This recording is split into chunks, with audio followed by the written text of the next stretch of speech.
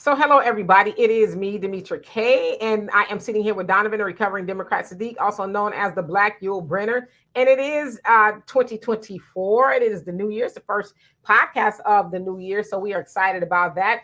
We got a loaded show today, and I want to say at the top that we are not live. This is a podcast pre-recorded. We'll be back live with our live show. But I also want to start with the purpose of the Demetra Kaye Show is to promote Black love, knowledge, and understanding of all things that go on in the Black community to make us an even better people. With the emphasis on even because we are great people, but we can always strive to do better. And that is the goal for this year, is to be evolving and elevating. That is the motto of the year. So today, of course, by now you guys have heard a lot about this video that has been trending of little girls. It looked like they were at a party. It could be no more than 5 years old.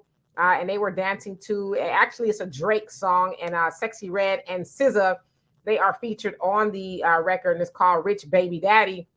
And so some of the lyrics, the hook of the lyrics it's really a lot, but nevertheless, these little girls were dancing to it. It may be in a way they shouldn't have been dancing to it. And they knew all of the lyrics. And so I'm going to actually read to y'all the lyrics, but I will say this right off the top. I'm not going to show the video because I do not believe in the further exploitation of children. Every time that video is posted for a click, a like, or a view, it is to the exploitation of children. Now, I will say this. I'm not telling you to, but while we are talking, before we actually get into it, if y'all want to hurry up really quick and go see if you can find it, I'm just not going to show it if y'all can, so y'all can get a better context. But we are going to be discussing that and along with some other topics. So, Donovan, what say you? Well, I want to say Happy New Year, everybody. Last year was very, very difficult for a lot of people as the inflation and prices have gone up all over the place. And hopefully this year will be better. We will be making better decisions as individuals, as parents, as friends, as lovers, whatever it is. We will make better decisions in our economic status because, as you guys know, the Democratic Party over the last 3 years has put the Black community in a permanent underclass position. Can we get out of it? Possibly. But the chances are slim to none. But hey, before we get started, do us a favor. If you want to contribute to the Demetra Kaye Show, there's a banner going down there and it has Venmo, PayPal, Cash App, all of that you guys can do. That keeps the content creator able to continue motivated to make these great videos. And also, please do us a favor. We are pushing this really, really big because censorship is a Democratic Party mantra. They want to censor what people have to say. They want to censor who you want to elect. They truly believe in this. Now, I know you guys, a lot of people have emailed me and said, you're always talking politics. The recovering Democrats. So I'm always going to put politics somewhere in it to help wake up people. So do us a favor. We have a app, and it is called the AfricanDiasporaNews.org. We want you guys to go there, sign up, whatever level you want to sign up to. That way we can have our own content, and we can have our own conversations without being censored. We can do this, and you'll see great videos from Philip Scott, Wongel, Demetra Kaye, Vicky Dillard, all kinds of people there. I signed up. I mean, I get my notifications and the videos I technically want to see and talk about, and it's a great app to do, the app as well as online. So if you guys do it, please go there and sign up so we don't have to use these people's platform and deal with their rules. But Demetra, this subject is very, very challenging. You see, I'm very, very tired, and I will be speaking my opinion as a man on how we should deal with this situation. All right. Well, I'm glad that you will. So anyway, I saw the video last night and I sent it to Donovan, and he said, my brain is fried. He said, I'm distraught, and rightfully so. Now the video is showcasing, it looks like it's a birthday party. It's about, I don't know, maybe 10 little girls there. And there's one little girl, she's on the microphone and she's singing along to the song Rich Baby Daddy. That's by Drake, featuring SZA and Sexyy Red.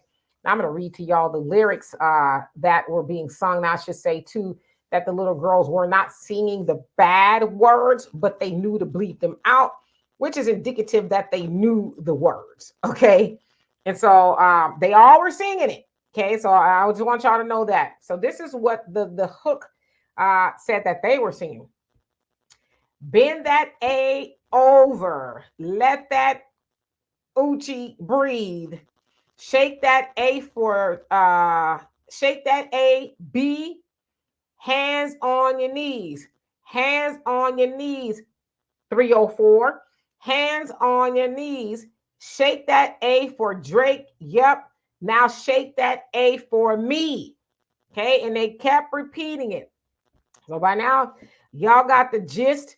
Now, I will say, just listening to the song is very catchy.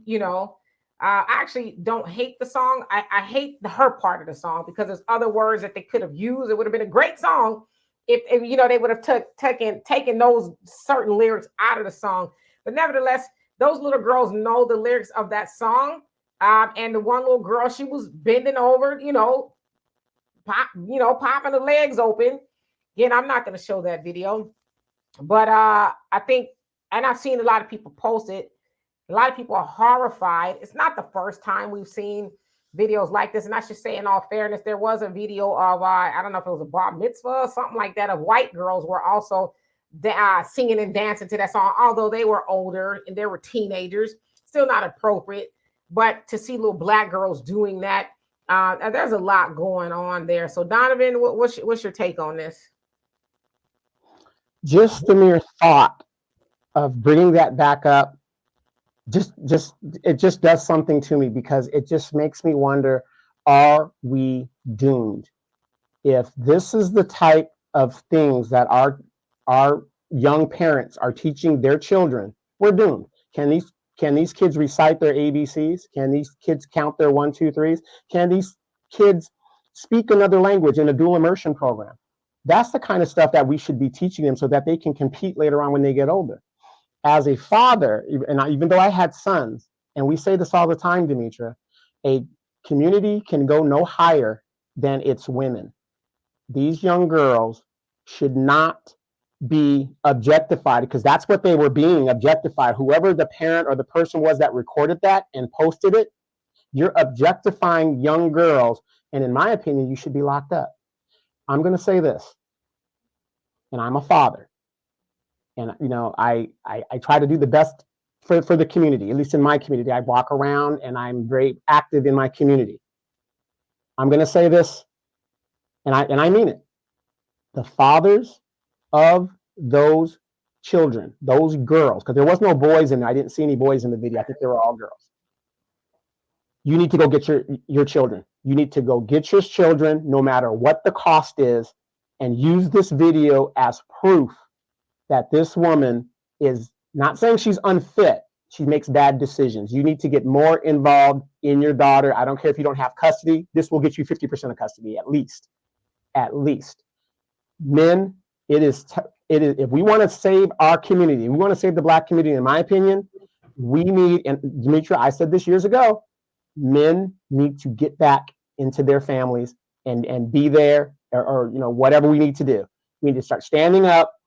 Hell with this feminism, to hell what they think, we don't care. You be the man that you think you need to be for your children. Fellas, at this point, from that video that I saw, the fathers need to go get their children, because what you're doing is, and what these women are teaching these young daughters is, I don't have a brain. I don't have dreams. I'm just going to be objectified, and I got a big old booty, and I got this, I got my hair down, whatever. And what's that going to lead to? It's going to lead them into a lifestyle of nothingness. Single mother, it's going to be a repetitive situation to where that girl will have to be dependent on a know-nothing man. Go get your children. Yeah, and dependent upon a know-nothing man is an oxymoron. Because she ain't going to be able to depend on a man who ain't nothing. But yeah, I agree with you. I do too believe that the fathers should go get their daughters. And then even before you get to that point, I think that the fathers should be a little bit more involved in the life of their daughters. I know, if you're not with the mom, that's kind of difficult or whatever. And I've heard a lot of men say, well, she won't let me, this, that, and the other. But I always say, put the man in her life like she put the man in your life. Fight her tooth and nail at the court system until you get, at least as much custody as she has, joint custody or something. But just to turn tuck tail and run and talk about, oh, well, she won't let me, or I can't, then that's kind of what you get, and I'm not saying that you broke up or whatever reason I broke up, that the mother is a decent mother. Clearly with those girls, and one could make the argument, well, it was just a girl who was singing. No, they all knew the lyrics. All of them. They were jumping up and down and singing the lyrics, and I doubt that they all have the same mother.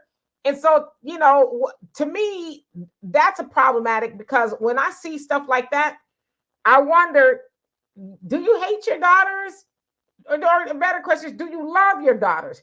Because when you love your daughters, you don't put them around stuff like that.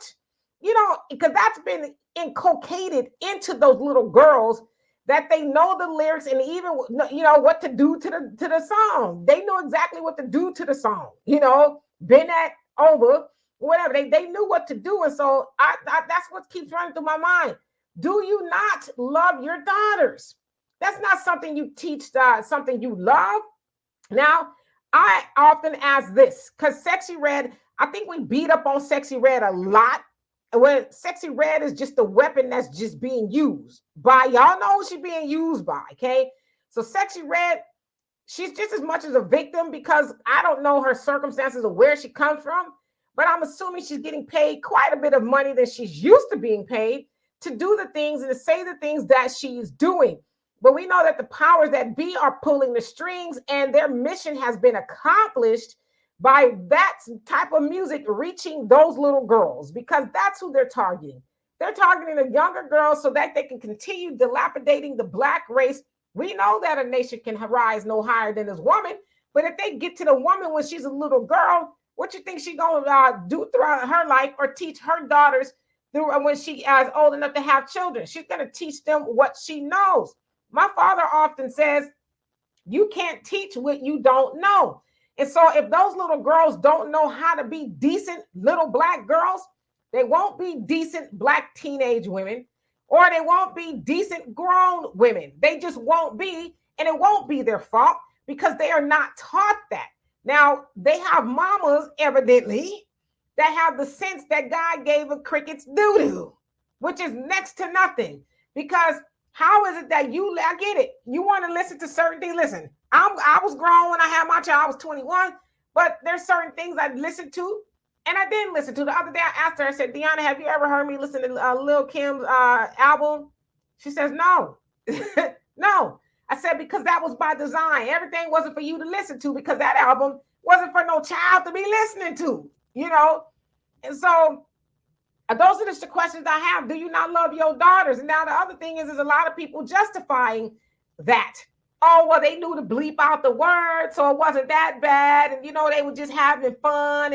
Or here's another one. Well, back in y'all day, y'all, was listening to stuff. But the difference was, hear me loud and clear, we didn't have the sense enough to not sit up around our children and listen to that. Donovan, yeah, I know your mom and my mom and them was probably listening to Millie Jackson.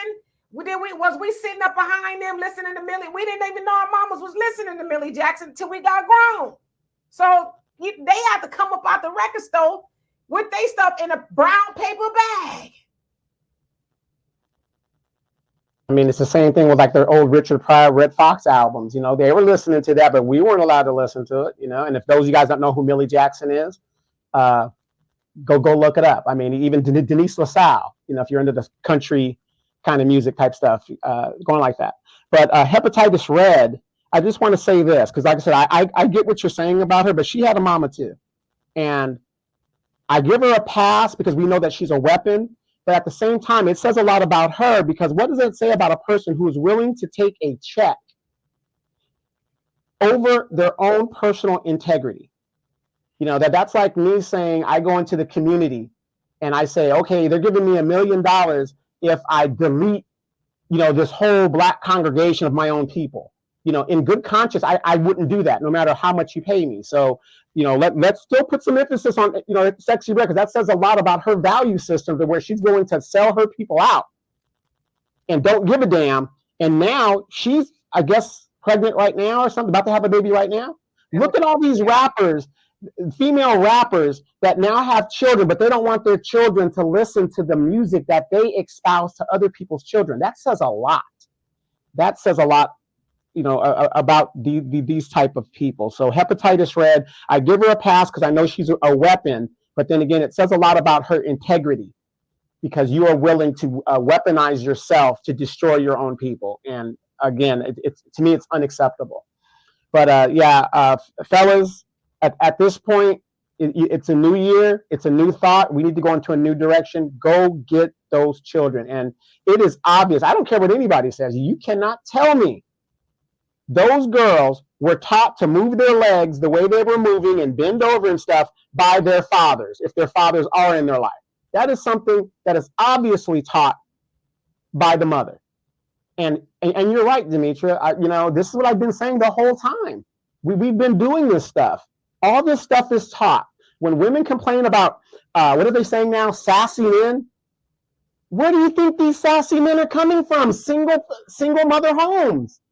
That's where they're getting their sassiness, whatever that means. I really don't know what the context of that means. I'm going to assume it means, kind of, sassafras, has feminine wiles, whatever. Yeah. And let's just use our logic. If a young man is raised in a single female home, mother, maybe two sisters or whatever, he is going to pick up feminist traits. That's just how it's going to be. So the very men a lot of women complain about are the very men that they're raising. So it's just telling, because Demetra, I'm going to say this. I'm not saying it doesn't happen. We were talking about this last night, the social media and whatever. This is basically a bombshell in the Black community because it is a distraction.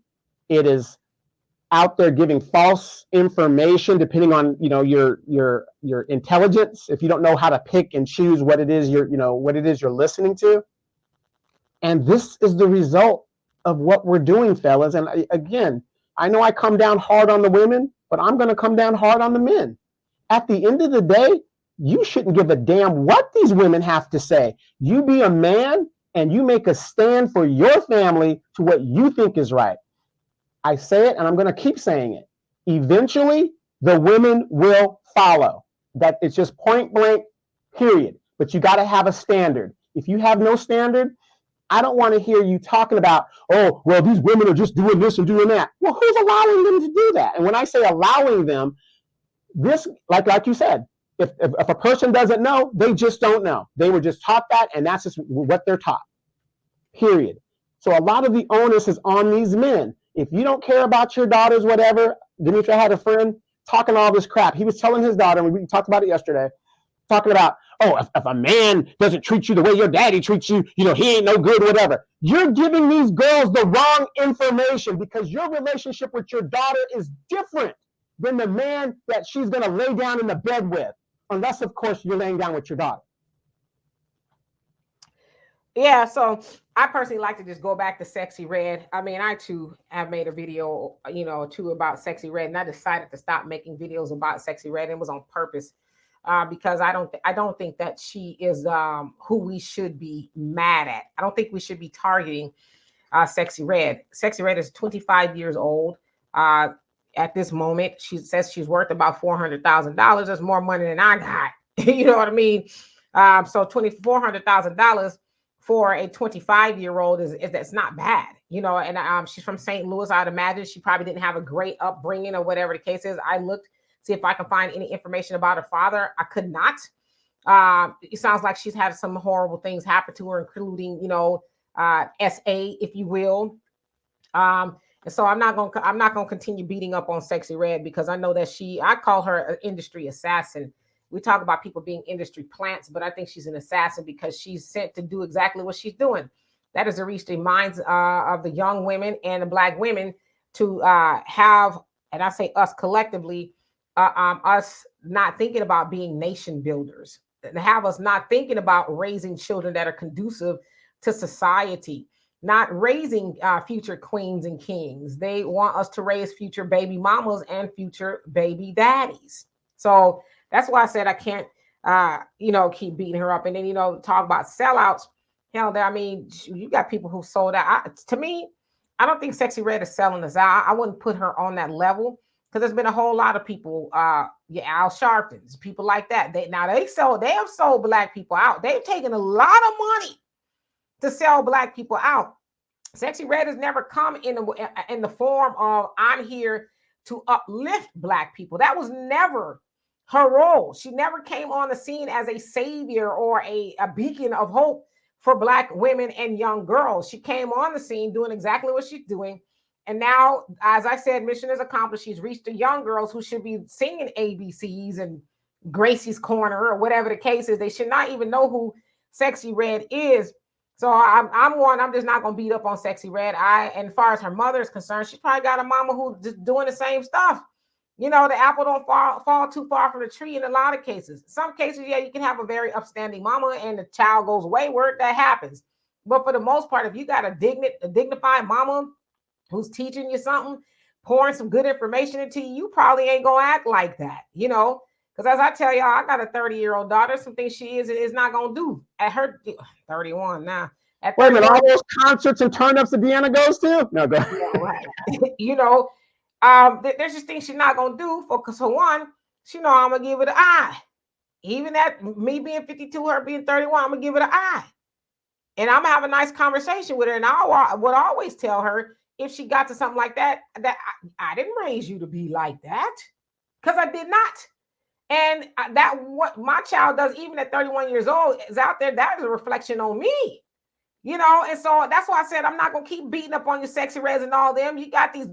I mean, we hearing about this, like out of one side of our mouth, we talk about this music industry and how powerful it is. I mean, potentially and allegedly, it took out Sam Cooke because he was trying to better Black music. He's trying to get his own label and all that, and they sent all these people to screw him over and ultimately take him out of here. So you mean to tell me the same music industry that has taken down giants like Sam Cooke, you think y'all mean to tell me that Sexyy Red is a match for them? They get the most, and I don't want to call her low life, but I would say the most destitute, if you will, individuals. I mean, look at all the rappers they have out now. The most destitute. You're not seeing no Queen Latifahs come up to the mic, no MC Lights, Bahamadia. You're not seeing none of them. You're seeing your Sexyy Reds, your Megan Thee Stallions, your Cardi B's, and this. They going to get the most destitute individuals. How much I got to pay you to get up there and talk about F your baby daddy? How much I got to get up there and pay you to get up there and talk about Pound Town, your pink and your booty brown? How much I got to pay you to do that? And to the men, how much I got to pay you to talk about firing and murking your op, the opponent? How much I got to pay you to do that? See, then you don't see no LLs and KRS-Ones and Rakim. You don't see them type of people stepping up to the microphones no more. Because wait. You forgot BDP and X-Clan. Please always include that. I mean, I said KRS-One, he part of BDP, right. But you don't see them stepping up to the mic no more. You see all these like little dirties and little murderers, they didn't call themselves that stuff back in the day. We had started hearing about like murder and stuff like that when you heard about the Snoop Dogs, your Death Row and your Murder Incs. That's kind of when we started to hear about that kind of stuff, really. And I know somebody will probably say, well, KRS-One was kind of like the godfather of what do you call it, gangster rap, which he was, but he didn't take it as far as it's been taken. The point that I'm making is we focusing on the wrong people. The people that are sending your Sexyy Reds in them, they doing it for two purposes. I think money is secondary. They doing it to continue to annihilate Black people, because you annihilate Black people through his woman. As the Honorable Elijah Muhammad said, my 75% of my work is with the woman and 25% is with the man, because it's the woman that is, around the child the most and the first teacher and all that other stuff. And so y'all don't think they know that? The powers that be, the enemy of us, y'all don't think they know that? Let's assassinate these little girls' minds so that we don't have to worry about that when they older. And real quick before we transition, I like I said, I know we're not the only ones that is doing this on the social media, but and I keep my social media open because we're on this platform as well, and we got to kind of be up to beat what's going on, at least hear about it. I don't see other groups doing this. I don't see, at least on my feeds, I don't see it. You just don't see this type of buffoonery happening in other groups. I'm sure it does. I'm very sure it does. I'm just saying in general, when we get together as a community, because again, I woke up this morning talking to Demetra right now. The first thing, what did I say? Other content creators are now talking about this story. within our community. And the internet is a blessing and it's a curse. It's a blessing in the fact that we can talk as a community across the nation together. But it's also a curse as, depending on what kind of influence you have, it can influence a whole nation within our community. And all I'm saying is I'm very sure other communities do this type of stuff.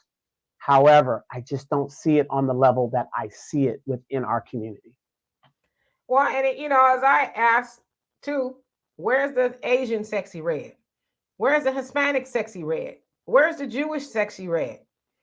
Why do we always have to see Black Sexyy Reds? Because they don't do that to them. And you know why? And this is when we as Black people need to really wake up, because we are a great people.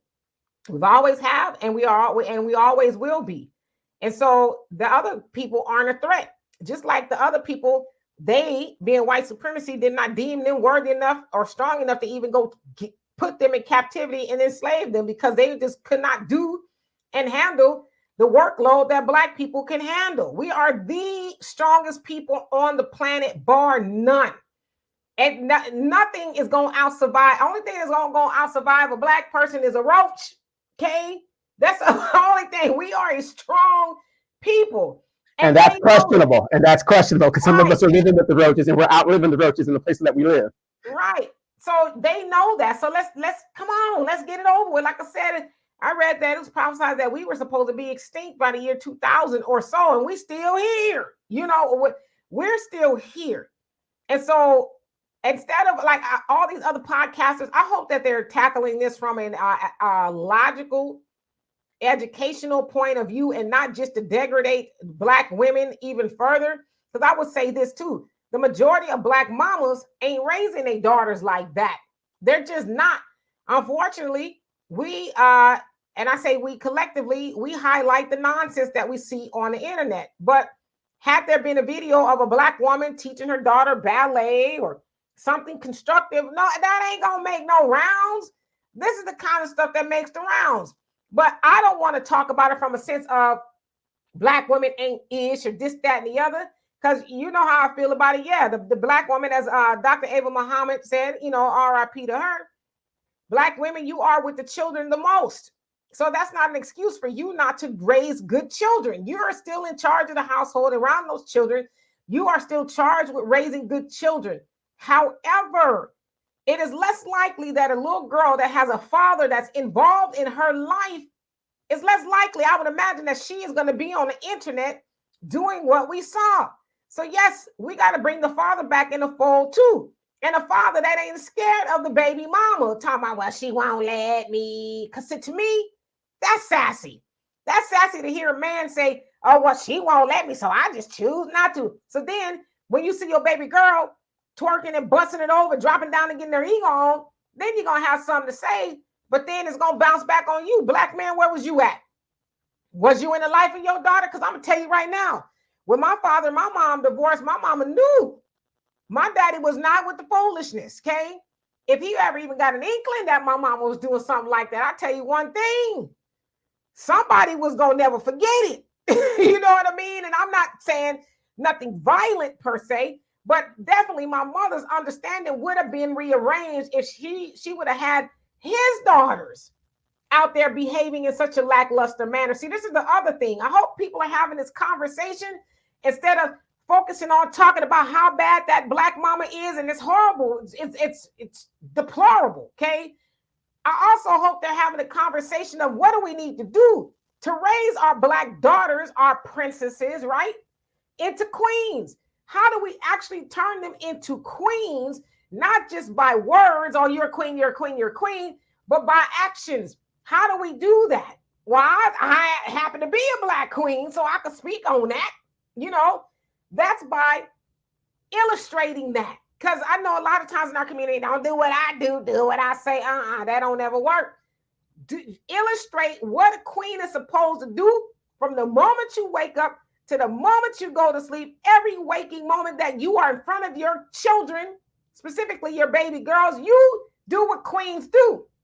Speak like queens, you dress like queens, and I don't give a damn. Queens ain't running around with bonnets on all damn day long, running around at the Walmart and every day. The queens ain't doing that. Okay, now you might be a queen up under there, But I don't see a queen when I see you with bonnets, pajamas, house shoes, and looking disheveled at 2 in the afternoon at Walmart, okay?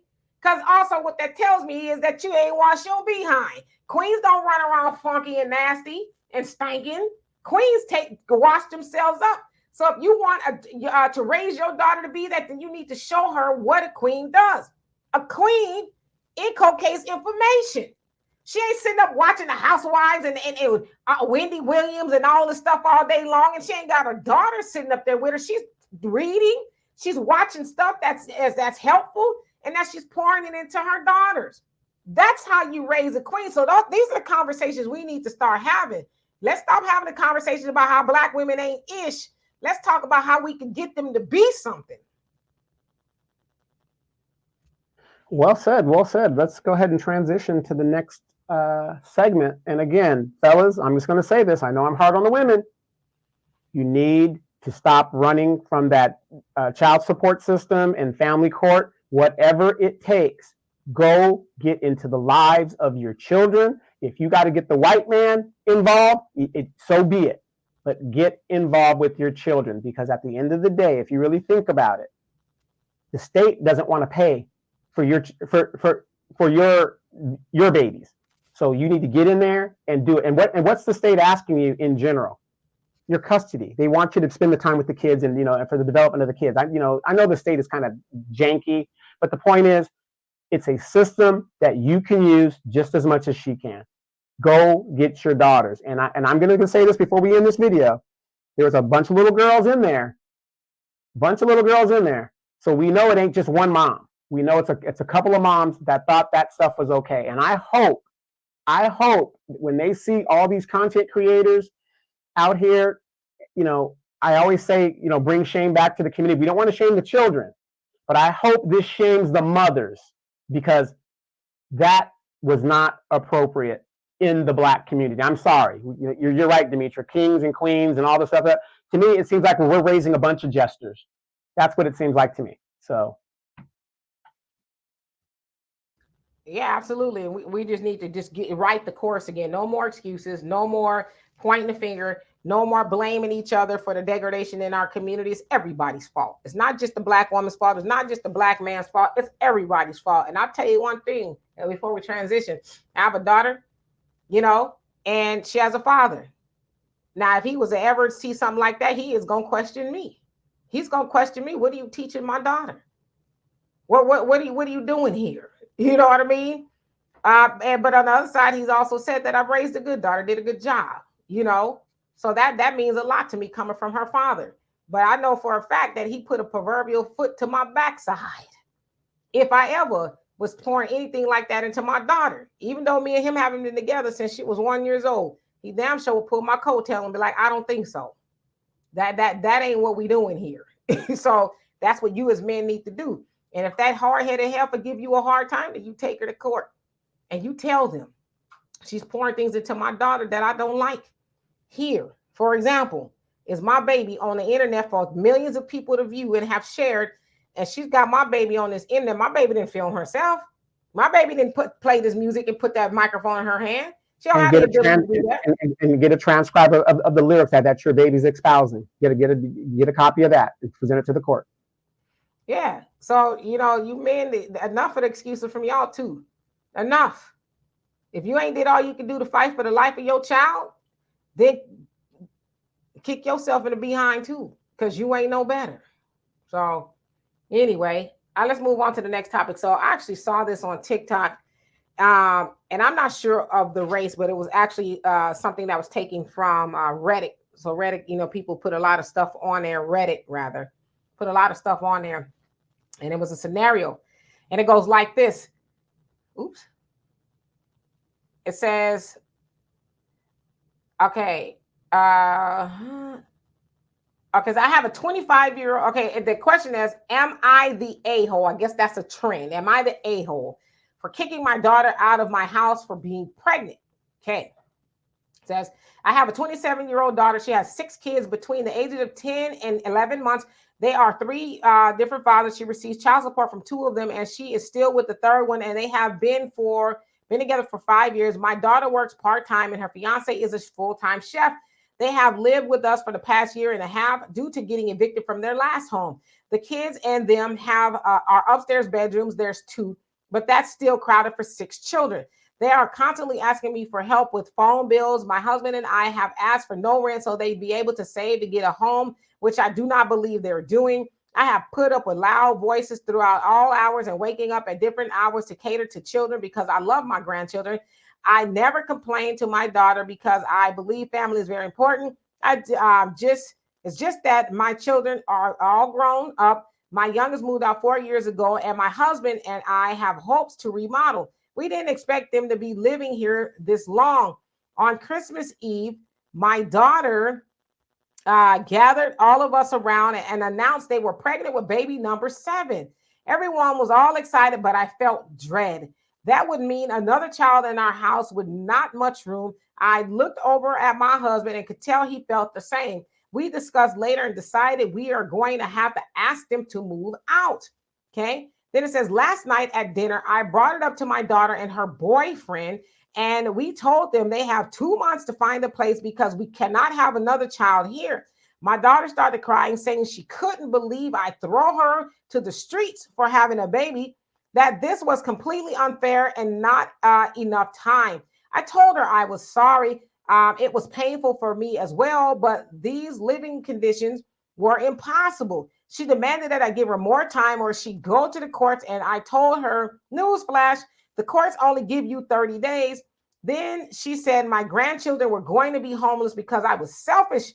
She made a Facebook post asking for rooms to rent because she's pregnant and has nowhere to go, and her family don't give a ish about her.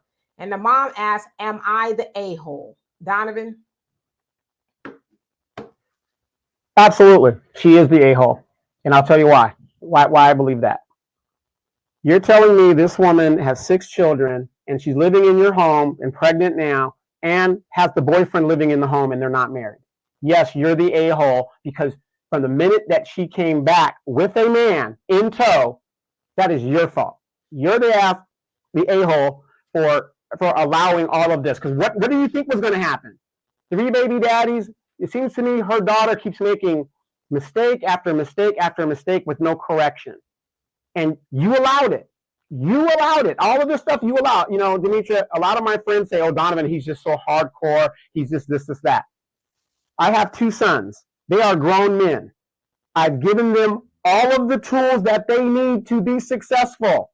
I have done my job as a parent. I am done. Yes, my kids could come visit. They're welcome to come visit, but you're not staying here. You're a grown person. 27 years old, you're telling me that this woman is 27 years old with a man in tow, and she can't figure out how life works. Failure on the parents? Or, in the case that you asked me, is she an a-hole? Yes, because you are allowing, this is what this girl is learning from you. Oh, no matter what I do, mom's going to bail me out. Mom and dad are going to bail. I'm going to inconvenience them. And she has an entitlement issue. Here's one thing about Black people, and I will say this, even though I come down hard on us as a people, we are the most resilient people in the world. Remember in the 80s when Ronald Reagan cut the food stamps and everybody was like going haywire? What do? We adapt, we overcame, and we continue to go on with what we're doing. All the stuff that they're doing to us right now, giving all this money, billions of dollars to Ukraine and everybody else, and we're not getting a damn dime. We still seem to be going on and doing what we need to do, you know, be it scamming, whatever, you know, and I'm not saying do it illegally, but I'm just saying, however we're doing it, we're doing it. We're the most resilient people in the world. I will tell all of my friends, I know you love your children and all this other stuff and your grandchildren and stuff, but how will they learn if they don't know how to make mistakes? If you keep bailing them out? Demetra, you're an intelligent woman. However, you aren't intelligent because you just woke up that way and whatever. You went through trials and tribulations of this is how you do it, this is how you don't do it, this is how you do it, this is how you do it. You've got to let your kids fall and fail before they learn how to do it and be productive and not to make that same mistake before. But here we go.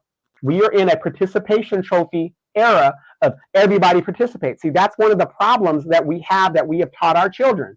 Everybody's a winner. That's not the real world. Everybody's not a winner. So this lady in her situation, in my opinion, is an a-hole because you allowed them to come back, and now you want to put them out after all of this time. You have entitled them to do that. There is no way in hell, Demetra, I would let my daughter or my nieces come into my home with a grown man in tow. Men are problem solvers, number one. So what she got there ain't no man. And then with 6 kids in tow, you're going to impregnate this woman again? Oh, no. Yeah. The mother is the a-hole. Sorry. Interesting. I'm actually on both sides of the fence. I think yes, she is, and I think no, she's not. And I agree with you that she is for the reasons that you said. You know, that's who you raised. That's the young woman that you raised. You know, and what happened to the days of a man would be afraid to, you know, go to a mama and not, and mama got a husband, so it's her daddy. You know. But these men are built differently. Back in the day, a man be like, I'm not gonna be trying to live with you and your mama and your daddy. You know, let me try to get it out the mud or whatever. But there is no shame in that. There's no shame in you going back to her mama's house with her and her, I guess, 6 kids or however many, and then they got at least one together. Now they got one together, or a couple. I don't know. So y'all gonna go live back with your parents.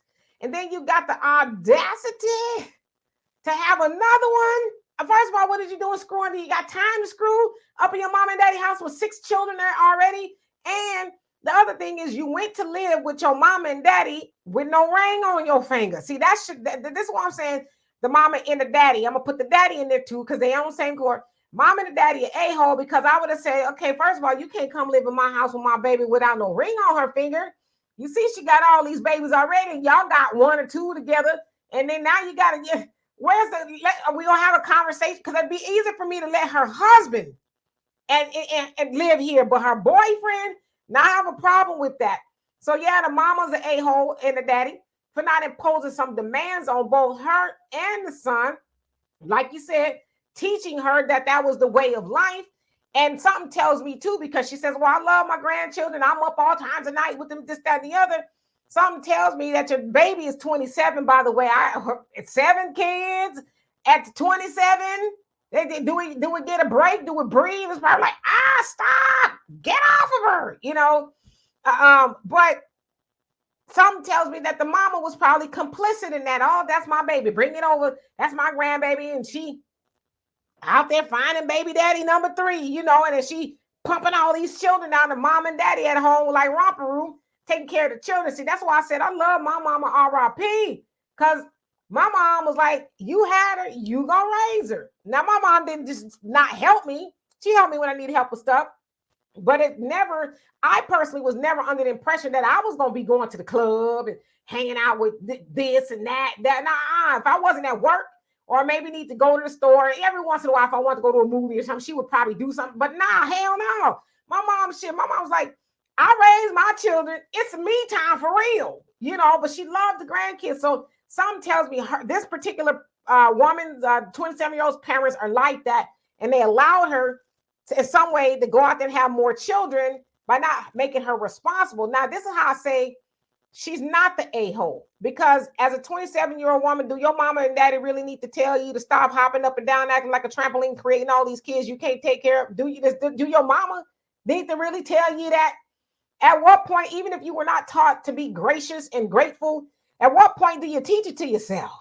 At what point do you, as a 27-year-old woman, say, okay, 6 kids is a lot, and I'm out here humping to death and with no protection clearly, and now I got the nerve to sit up at Christmas announcing that to my parents like it's some doggone Christmas present. Oh, surprise! I'd be like, surprise, you get your hefty bags and love the children. Yeah, surprise, y'all need to get out. 2 months my age. Y'all need to get out. You know what I mean? So that's kind of why I'm on the fence. I think everybody's complicit, but at the end of the day, that's a 27-year-old woman with a boyfriend that's around her age.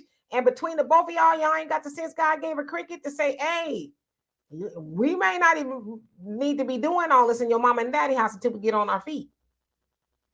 See, but doesn't this go back to what I always say about how our community is nowadays? Everything's about being comfort. I do a crime. We go to jail. Hey, girl, even though I got a baby with you, hey, girl, I need to put some money on my book so I can be comfortable in jail, even though my baby don't have diapers. This is the madness that is going on in our community. And it's very sad because, again, if she had let these people alone to figure it out, okay, girl, we're living in this camper. We got these 6 kids. I don't think now's the time. You know what I mean? If you're going from place to place or shelter, you don't have time to be making babies. You're trying to figure it out. Like, dad, mom, hey, I got this thing going on. What do you think I should do? Oh, I think you should do this, this, this, and this. Well, hey, I'm going to go get this job over here. Do you think that Chihuahua could stay with you for a month? Sure. I think that's a good plan, whatever. You see what I'm saying? You got to figure it out. But for some reason, what kind of man does this woman have to where he is acceptable? And then as a woman, wait, I want to say it this way. As a woman, my mother always told me, and my mother's a widowed mother, she said, as a man, at least if you want the cuckoo, you find a place for me to go get it. You know what I mean? It's not for the girl to do that. It's for the man. If I want to get it, I got to provide a place where I can go get it. So I'm looking at this, from what you're saying, and I'm thinking, this woman is looking at this man who has a mother and dad somewhere and family. He couldn't go to his family and say, hey, I need to stay with you. Hey, uncle, I need to do this. As a man, he is going to hurt. That's the problem right there in our community. We do not let these men be men. You women are, and I'm not blaming the woman. What I'm saying is our thought process is wrong. Let this man figure it out. Problem solving is a man's trait. That is one of our main traits. So ladies, if a man can't solve a problem, yes, you're supposed to give him ideas, but if he can't solve the problem, you ain't got no man. That ain't no man. Period. And the other thing is her daddy there, her daddy's under the same roof. That's what he should have said, young man, let me talk to you. First of all, let's talk about how y'all gonna get on your feet. I'm gonna let y'all up in here. You can't come up in here without having a ring on my, damn, 2 other baby daddies. Then for whatever reason didn't marry her. Here you come. Y'all need to get married if you're gonna shack up under my roof. That way I feel a little bit better about helping you. But but like you said, that's that entitlement. And I was having this conversation the other day with my sisters. My sister, rather, I said, unfortunately, parents ruin children. It ain't the children, it's the parents. The parents ain't ish. The parents make children no good. We like the parents nowadays, especially don't make a child work for it. That the children ain't hungry to do nothing. I ain't talking about physically hungry, but hungry just to get up off it and go, try to make $1 out of 15 cents. They just not. And that's because parents nowadays especially have robbed the children of the hustle. You know what I mean? You rob them of the hustle. And then you wonder why they don't want to do nothing. Or they mad because you won't keep on helping them. And they ain't got, common sense or nothing because you ain't taught it to them. Like when we was coming up, I remember, being a young child doing stuff. Like the way I clean now, I was cleaning like that for the most, probably a little bit better now. I'm older. But when I was 10, I was cleaning up like that it wasn't just no sweeping the floor and, putting stuff here. No, it was Ajax. It was, cleaner. It was mopping. Well, remember our mom taught us, even if you're vacuuming, lift the rug up, get up and sweep under the rug. If you got the appliances, you got to lift the appliances and get up under there, all that stuff. But, what would they say? My mom used to say, that's called top cleaning. When you're just doing the little thing, what you can see, you're not really getting underneath where the roaches are and all that. Yeah, cosmetically. You're just making it's cosmetically clean. It looks clean, but is it clean? You know what I mean? So I've been cleaning like that for a very long time, but people don't teach their children even that. Like I talk about all the time. When we was going out on the weekend as children and in high school and stuff, you had things to do. You got to get up, you got to make sure that yard looked good, you got to make sure the house looked good and everything you were supposed to be doing that weekend. You need to have it done before you could go. So we got up early because we want to get all of our chores done because we have to get up on the bus at about 12 o'clock, meet the homies. We got to get our chores done, watch Soul Train, then go. Yeah, you was doing that as you was doing what you were supposed to be doing.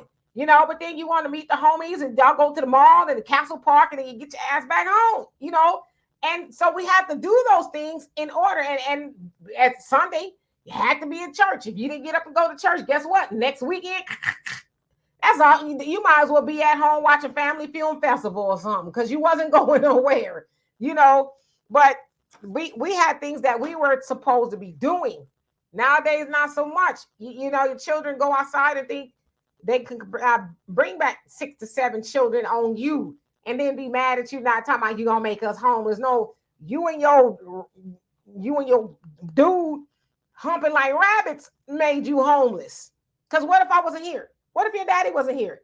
What would you do? Like you said, you're in another state. You're in somewhere, yeah. Yeah, would you go knock on his mom and daddy door? What would you do? You would figure it out because, like you said, that's what men do. Men figure it out, but unfortunately, we don't allow men to be men and women to be women. And unfortunately, and this is kind of what I see going on here without even knowing these people, because that boy, and he's 27, he's a boy to me, has not been taught to be a man. The woman with her and 6 children have overcompensated by trying to take care of him. Don't worry, honey. I'm going to go ask my mom and daddy if they can take care of us because, you know, they got all these bedrooms and ain't nobody living there with them. I'm their princess. They won't say no to me. Yeah. So she overcompensated.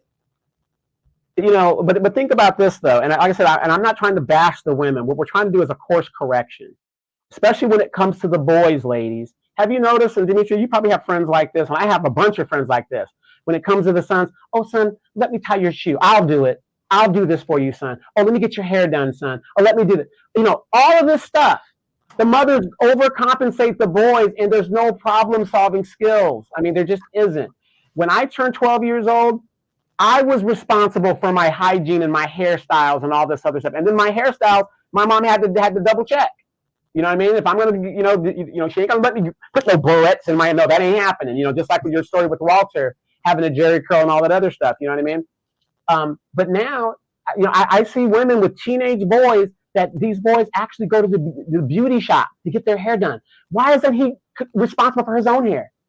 The mom's still buying him clothes. Oh, he looks cute in this. This boy is 6'4", 270 pounds, and he's got the Serena Venus Williams beads in his hair. And I'm not like down in the guy, whatever the deal is. But what I'm saying is, do you know how much it costs to get a basic haircut? You're talking about at least $50 plus tip, right? Basic haircut cut.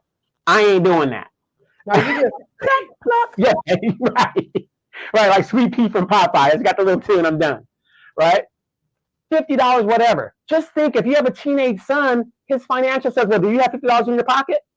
Well, no, I don't. Well, I guess you're going to have to go, you know, either earn it to get that haircut or do what you got to do. But no, mom is, oh, I'm going to give you this. I'm going to give you that. Demetra, I was in my second home, the Dominican Republic. I had a friend contact me. I know, you were mad as hell. You were mad as hell about it. Exactly. In the DR. Her son is 30 years old.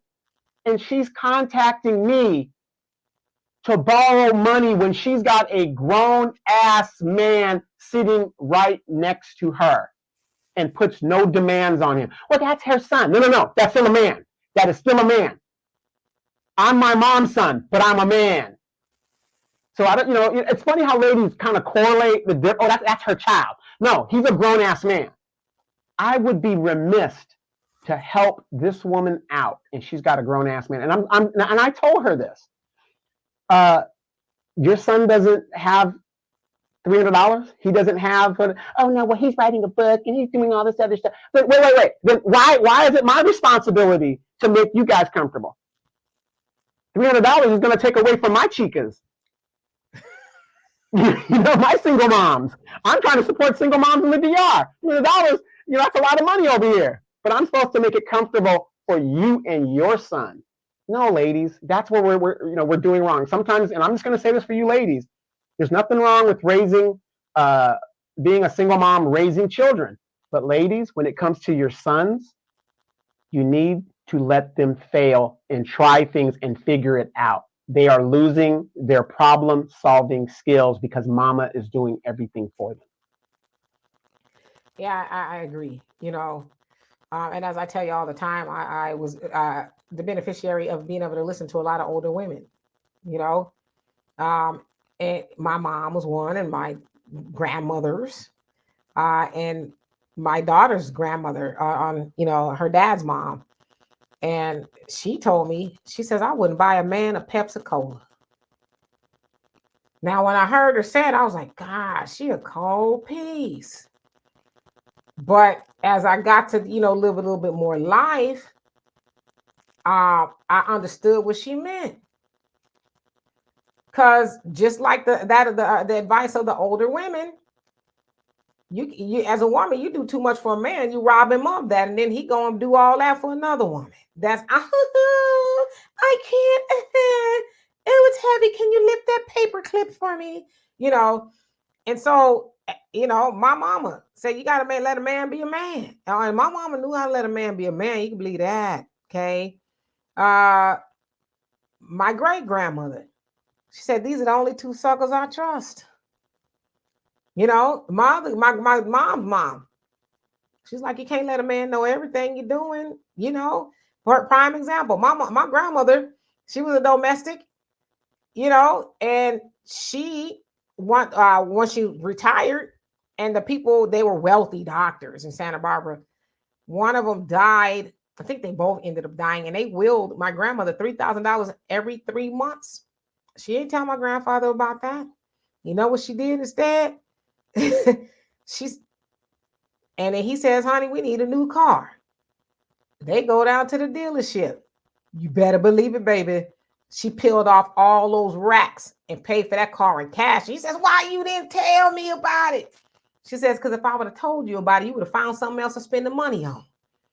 So it wasn't that she took the money just for her, because my grandma and they got money, but it was nice. That made her feel good to surprise her husband. Oh, how much is it? Oh, $25,000.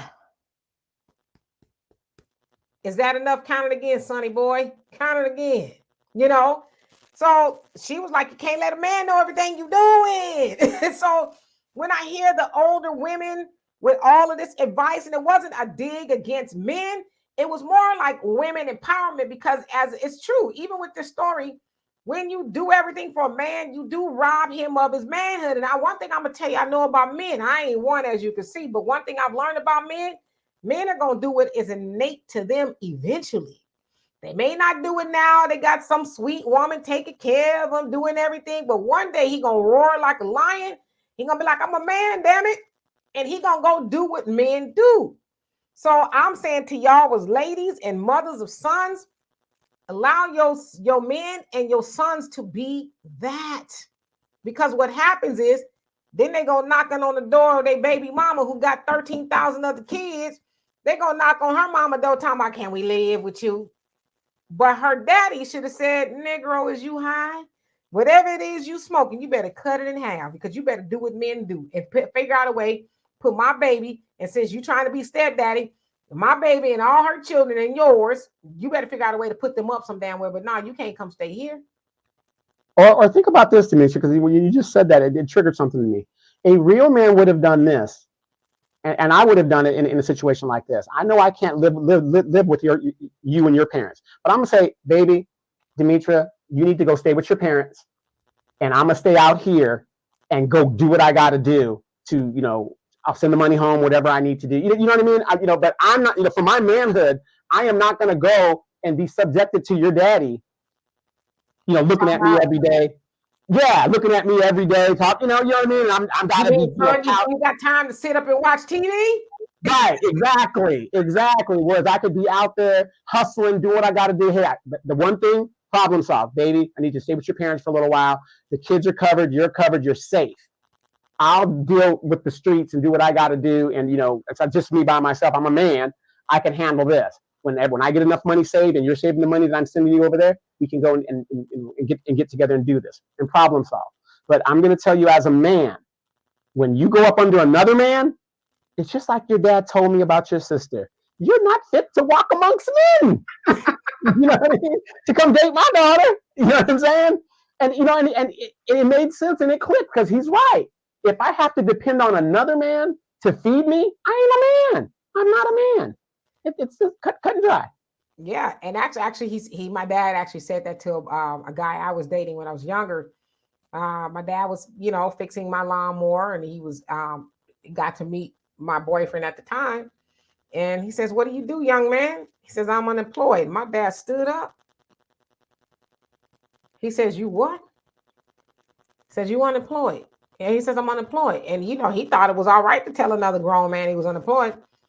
My dad said, "Oh, you ain't fit to walk amongst men. You can't. You right here talking about you unemployed." He said, "All these people with lawns around here." He said, "You better take this lawnmower, go knock on some doors and see who needs some grass cut." He said, "But you can't be with my daughter talking about you unemployed." He said, "Because then that means she taking care of you." And he said, "I don't want my daughter taking care of no man." And it shook him to the core that my dad said that to him. And I didn't say, "Oh, daddy, oh, leave him alone, daddy. Daddy, don't talk to him like that." I knew my place. I sat there and I let him, do what he needed to do. But because that's what men do. Men put other men in check. You better figure it out. Whatever, you got to collect some cans.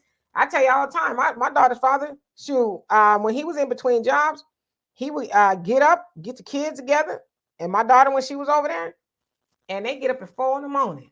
and go collect cans, go into the recycle bins, and this sucker would make about $400 a day doing that. I'll give you a good example. I have a nephew, and he's got a stepdad and everything, and they're doing a great job with him. We all work together. But one thing about my nephew was he got to a point to where with his being with his mom. Oh, he's my baby. And he was he's a good kid, but he didn't have any humility. So when he would come over, I would tell him, "You're going to go out in the backyard with me, and we're going to pick up dog scrapings." I'd be like, "You got me messed up." Yeah. He thought he was too good for it, right? So we called his father, my brother, and my brother explained it to him. You could never, as a man, think that you are so good and above this to where you can't get down to the lowest of the low to go get what it is you need to get for your family or for yourself. If you got, like you said, if you got to go and jump in trash cans to get recycling things and do what you got to do. And that's something that men are supposed to teach these kids. Do not think that you are just so all of this that everything else is beneath you. Because there's going to come a time, as we've seen since 2008 till now, people have lost their homes, people have lost their cars, they've lost it all. And they're living out on the streets. It could happen. But if you have the mindset that, oh no, I could never do this, or I could never be on public assistance, that's fine if you don't want to be on public assistance, but it's there if you need it. It's not supposed to be a lifestyle. You've got to be able to humble yourself and say, yes, I can do this. And even give you a better example. When I was married, my wife, she had a double mastectomy. I am not to people who may not know what that is. Yeah, a double mastectomy is where they have to remove both breasts because of cancerous cells. It's just a precautionary thing to do. Sometimes it is, got cancerous it's in there. You got to remove it, but sometimes it's cautionary and they want you to take the breast out together, whatever. Now, that was a lengthy recovery. I had never done anything like that before, right? But this is my spouse. Somebody's got to, help her in her recovery. Somebody's got to do it. And you know me about me and money, Demetra. Oh, how much is it going to cost? Oh, no, I'll do it. Look. Right, exactly. I'm ready to get in there, right? And, to see my wife in that condition, she's, going through her recovery and stuff like that. I have to help her to the bathroom. I have to help her do those things. If I did not have the humility and my mother teaching me, you ain't all that, to think that you're too good to have to get down in the mud and go get it. That's why, you have to teach your boys, hey, look, sometimes I didn't want to join the military. That wasn't my plan. But that's what I had to do. I know some people, I could never join the military.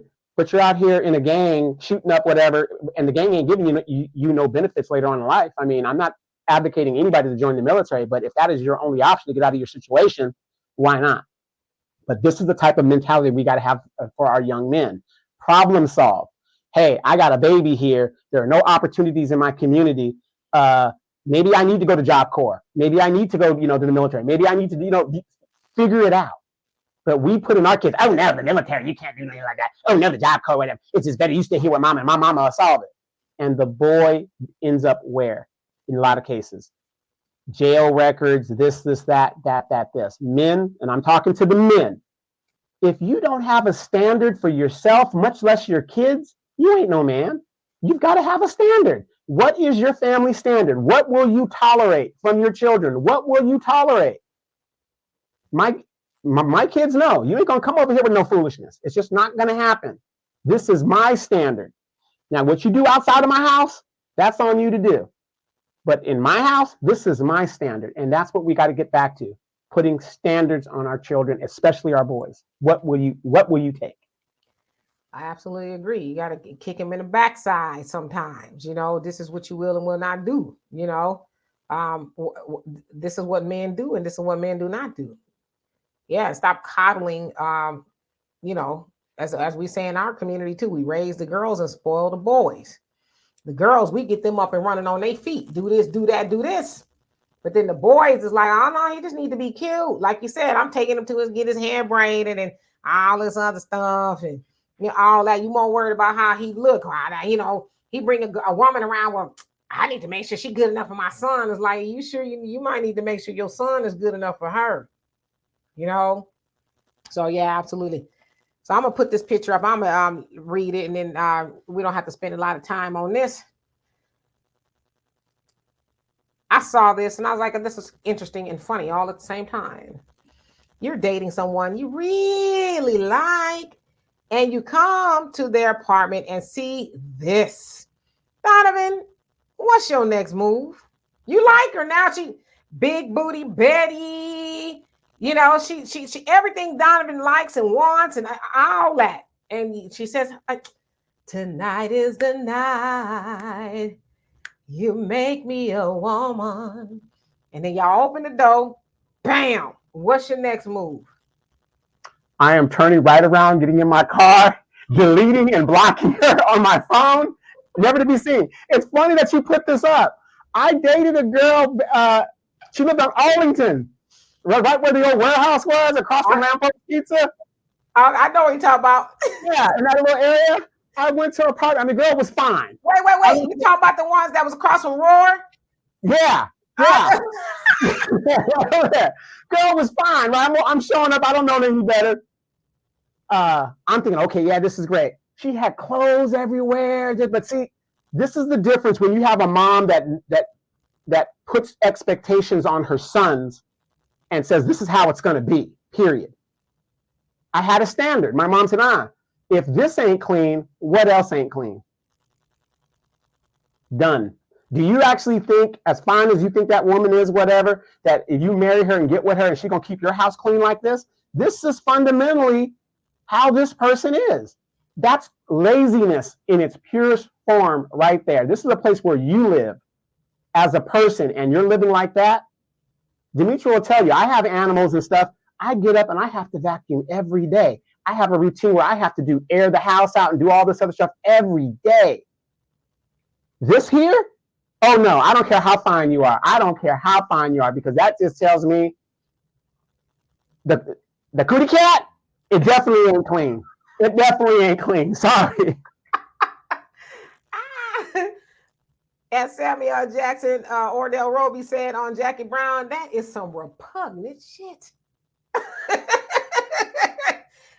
So for me, if I was really into the guy and he's like, hey, come over to my, come on and go with me. Come on over to my place. And we get in there, okay? There's a meeting in my bedroom. I get in there and be like, turn off the lights. Turn them off. You know what, Demetra? Sometimes it is good not to go to some of these women's apartments. I'm telling you, fellas. And I hate to be stereotypical, but it is true to a point. Some women, they do have a lot of clothes. I mean, go to their bathrooms. Oh my God. The eyelashes are all over here, the makeup kit and it's all there. I mean, and that's what women do to maintain themselves. So fellas, if you want to keep a great idea of the woman that you're in love with, do not go into her bathroom. Do not go into the house. I'm telling you. You can go in my bathroom, boo-boo. My bathroom is clean, okay? Matter of fact, I just cleaned it this morning. My bathroom is clean. Because I'm one of those people, I don't like stuff all over the counters. I like. Well, Demetra, you take 3 hours to get ready. I think an hour of that getting ready is cleaning the bathroom. That's what you do. Or it would be 4 hours if my bathroom was dirty, because I'd be looking for everything. I have everything exactly where it's supposed to be.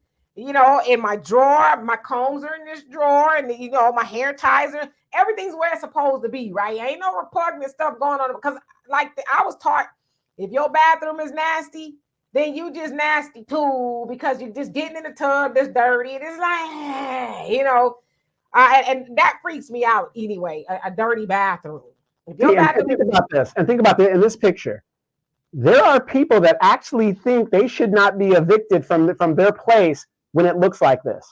This is an exact reason to evict the person. What are those little black dots on the floor? They dead roaches. Right. You see what I'm saying? That's an exact reason why you should be evicted. And here we are as Americans. We're always talking about the developing countries, third world countries, whatever. In our community, and I know, you know, a lot of women come for me because I get a lot of you guys hate emails and stuff like that. Y'all be messaging me on Facebook, cursing me out, but I don't care. We are no different as a community in this country than some of these places in Africa, some of these places in the Caribbean. There's no difference in how we're living and how they're living. How do I know? Because I've been to those countries and I can compare them. Yeah, that right there is a doozy, boy. I walk in and see some mess like that. I think, first of all, if that man's house looked like that, I think I'd be able to tell by looking at him. Because like you said, there's a correlation between you living like that and how you look. I'm just saying, it never fails. If a person has a house that's dirty or whatever, that usually correlates to them. It also correlates to their car. Now, anybody who knows me, my car, I don't like a bunch of stuff in my car. You know, I like some space and opportunity. I don't like a bunch of papers and, you know, all that other stuff. My room is the same way. I don't have a bunch of, you know, I'm not one of those people too that like a bunch of effects, like all this and that hanging. But I like a nice, I probably should have been in the military. A standard car. You just like the way you got it out of the dealership is the way you want to keep it. Yeah, you know, and my room is the same way. Not that I got a dealership, but I don't have a whole bunch of stuff that I got to dust off and all that. I'm clean. I like just, my bedroom is for sleeping, and I might watch TV or it's going to watch me. And I got a closet with all my clothes and shoes in there. And it's got to be neat as well. And my bathroom is the same way. So I think if I was to date a man and he took me home to his house, first of all, I think I would know his house. I would have a suspicion that he's living like that, because he's going to be somewhere and not too far from what we're seeing here. Probably not going to smell that good, because I almost said the F word, because but how you really taking a good bath if your house look like that? You know, how's your clothes even clean if your house look like that? And I would imagine you'd be pretty sickly, because are you eating out of there? And if you are, did you get some salmonella, some E. coli? Like, I think I would be able to see that. But if I didn't, if he's somewhere, maybe taking a bath at Planet Fitness somewhere or whatever, if I walked in there, I'd be like, oh no, boo-boo. Well, here's a big hint for ladies. When you see the guy with his pants sagging, especially now, we're in the 2000s. This ain't the 90s when all that stuff was going on. But if we're in the 2000s, he's got a little gold chain on, his hair's not combed, he's looking the part of, like I'm disheveled, right?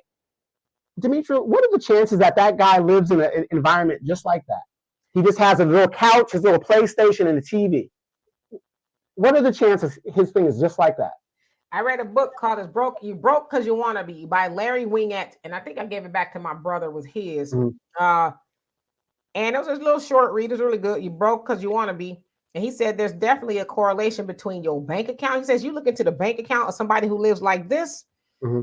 They probably got a habit of eating out all the time. They probably ain't got much money. Right. They're probably spending money. You know, their bank account is a mess on, stuff that don't matter. Now, take that even further. The car probably look like that, because you ain't telling me you got a clean whip and your house is like that. Your house like that, you don't care about nothing. And take it a step further, The inside of your body probably is like that because you eating crap all in your mind. Your mind. Let's talk about the mindset of somebody who walks in and out of that house every day and thinks that's acceptable. It's your mind is dirty and cluttered as well. Now, me personally, I'm an above the neck person. That kind of stuff turns me on more than everything else does. Now, if you had the mindset, or if you had that mindset, you wouldn't live like that anyway. But to me, I'm like, there's nothing you could say that that person ain't able to take new knowledge, because what kind of knowledge do you need to know really that, like, to know that is disgusting, and nobody should live like that. Now, another thing is, fellas and ladies, when a guy tells you, where they live, whatever, we got technology. Google search it. Well, what's that area in Los Angeles? Bell Gardens? What is that? What it's called? A whole lot of them. Yeah, but you know what I mean. If the Google search comes up in that area that is public assistance, because this is first thing that came to my mind was this is a government program, housing program, home. This is why the recovering Democrat always tells you reparations must be cash. There's no such program that the government does, especially for Black people, that is successful. This is the outcome if the government wants to put us in these programs. But let me say this too, because I know that there are some low-income people who don't live like that. You know what I mean? There's a lot of people making quite a bit of money who lives like that, because it's not necessarily your bank account, it's what's up here. Because there's a lot of poor people, and I've known people, who don't have a lot, but damn it, they floor is clean enough to eat off of. You know what I mean? So this right here, that's a mind frame of slovenly, just being just a sloth. That's what that is. And they somewhere in their mind, they think that's okay. And I would be pretty pissed off. But like, sucker, you got the audacity out here trying to date. And you out here trying to, you ain't got time to date. You ain't, listen, you living like that, you don't deserve no Gucci. What the hell you bringing me back to your house for, sucker? What we gonna roll around on a bed of roaches? Like, what are we gonna do? Last thing I need is a roach in my afro. And then if you're a good citizen and you see an apartment like this, you better call the code enforcement. You better call the code enforcement. And I'm gonna tell you right now, I'm one of those women. If you my dude, now if your house is a little, on the, because let's keep it a buck, unless you're Donovan or my brother, men don't clean all like that. Y'all try. But if it was my man and the house was a little on the dusty side or something, like I get in there and clean it, and that's just who I am. But you better call Ghostbusters, somebody. I wouldn't be able to help you. Remember when we were in Soweto in South Africa, and those people were living in those little box houses and stuff? This is what I think of when I first saw it. When you put this up, this is what I first thought of. Oh, this must be somewhere in South Africa. No, this might be right here in the United States. Yeah, and I would venture to say those people with those houses, those shanties, I bet you their house didn't look like that. You know what I mean? So yeah, first of all, I would be mad that you out here on this dating scene. You ain't got time to date. You ain't got time to, and other things too. You want to date me? Our relationship is gonna be like your apartment, disheveled, messy, funky, stanky, disease ridden, and all of that. It's the relationship is gonna run the same way because you don't care about nothing. If you live there, and what kind of, like I said, woman would lay down with a man in his house? Like, you know what though?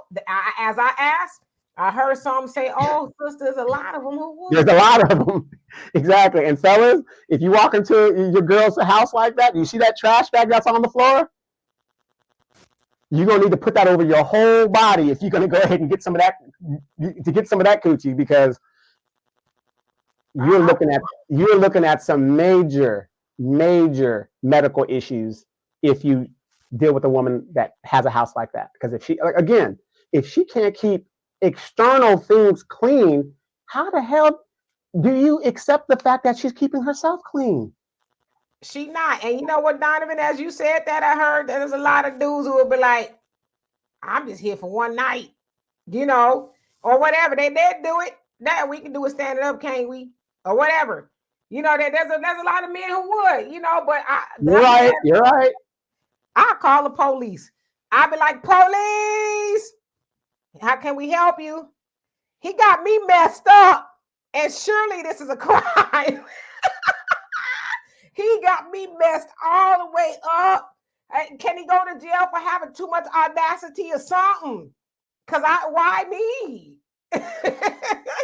In fact, you can't even come over you can't come over my house. You can't bring an overnight bag because you might got the little homies up in the overnight bag with you or whatever. So yeah, this is gonna be the shortest relationship in history. Yeah, it's crazy. And again, fellas, a good indicator is when you get into the car. You meet her at the club, whatever. Hey, we could take my car. And you get in that car, and she's got to move everything over, and you got to like kind of find a spot in there. That tells you pretty much how the house is going to be. In my experiences, it told me exactly what's going to happen. Oh yeah, if my car's ever been disheveled, it might have been like some papers, but not no, garbage and. Yeah, you got the baby bottle down there. You got the car seat, the baby car seat. In the car seat, you got the Similac bottles, and it's just makeup all over the place, and that's the IDs in the bottom, the library card, and all, just craziness. Clothes everywhere. No. The bumper on the car is being held up by the scrunchie to keep the bumper up and everything. And I'm gonna stop this. I don't ever really hold it against a man if his car is a little beat up or whatever. Life happens. Shit, you ain't got no paid car payment, whatever. Good on you. But if I got to get inside that sucker because I like to dress nice, and last thing I want to worry about is if I'm sitting on some stains or some grease or some oil, some chicken bones or whatever. I don't want to be having to worry about all of that.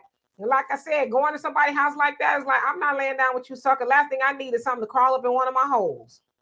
I am turning around, getting into my car.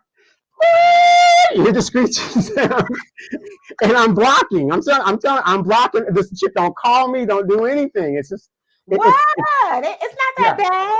Yeah, and again, it's amazing how we, as Americans, we think we're better than these other countries. When Demetra, you've been to Soweto, you've been to these places that have seen,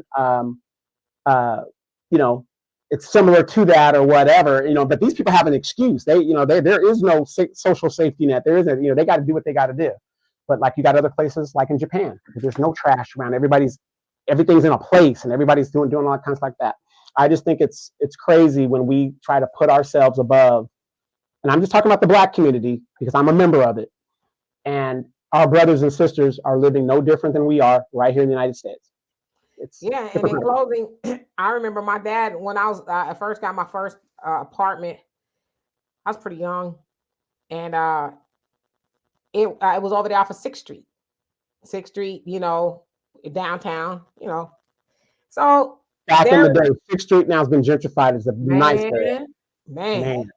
And that little apartment was $325 when I first got it. Okay. $325 a month. So he came to visit me, and there was a little bit of debris in front of my door. And he goes, "Where's your broom?" And I said, "Oh, Daddy, don't worry about it. We got a janitor or whatever." He looked me dead in my eye. He says, "I don't care if you have a janitor." He says, "You step over this into your house every day." He said, "Don't you ever wait for somebody to come remove the dirt and garbage from around your door." And he says, "Ghetto ain't where you live. Ghetto is here." And I never forgot that. And I tell you what, it changed the way I saw the way I live. But that's what I said too, as far as men being important in the lives of their children, especially their daughters. Because my dad, my dad wasn't sorry. He wasn't going to say, "Oh, well, you right. That's what they getting paid for. That's job security." I'm telling you. And he said, "Now go get the broom." And I went and got the broom, and he swept it up. And then from that point on, I always swept my threshold because he was right. You're stepping over that to go into your house. What that say about you? I was probably like 22 years old, but I never forgot that. Never.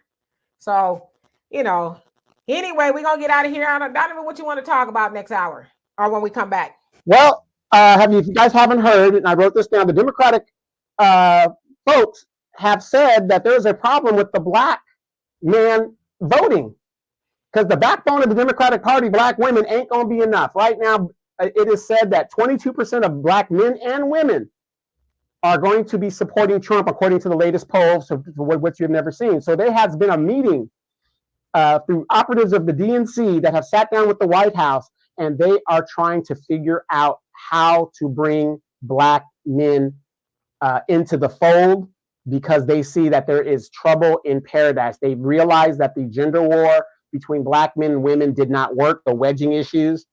You gave the Black Supreme Court justice. You did the Black woman VP. You've done the, all this woman stuff that's right. All this stuff, get your booty to the polls and all this other stuff. It does not and will not work a second time. And so they are panicking because they are sitting at 22%, not just men, women as well. The Black people are supporting Trump right now, according to the poll, at 22%. And remember, I told you, anything above 20, the Democrats lose. Well, send me that information so I can prepare it, and we'll talk about that. Okay, gotcha. We'll definitely talk about that. So anyway, we love and appreciate every last one of y'all. We will see y'all in just a bit at 5 p.m. Central Time, give or take. I'm going to get this up and running so y'all can watch it in time for the next show. So in the meantime, you guys be good. Peace.